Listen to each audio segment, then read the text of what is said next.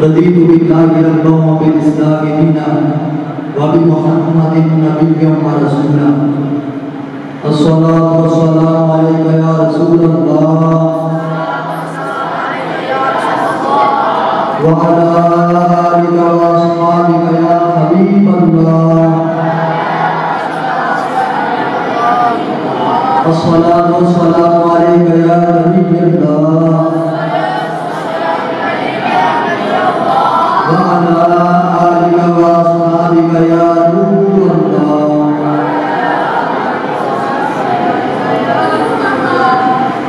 हुजूर अकरम नूर उल शाह बनी आदम सल्लल्लाहु अलैहि वसल्लम के दरवाजे को हलवा में दरूद पाक पढ़ने की बेशुमार फज़ाइल हैं, जिनमें से एक ये भी है कायनात सल्लल्लाहु अलैहि वसल्लम ने इरशाद फरमाया, जो शख्स रोजाना मुझपर 50 मरतबा दरूद पाक पढ़ेगा, कल क़यामत के दिन मैं उसके साथ मुसाफा यानी हाथ मिला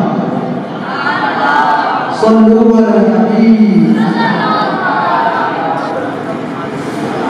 अल्लाह जल्ला जलालुहु व अम्मा जलालुहु व हादा शानुहु व अम्मा बुरहानुहु व जल्ला इसमुहु के फज़ल और तौफीक से आज हम सबको सालाना सरदस्त इज्तिमा में शिरकत की सआदत हासिल हो रही है। इस इज्तिमा का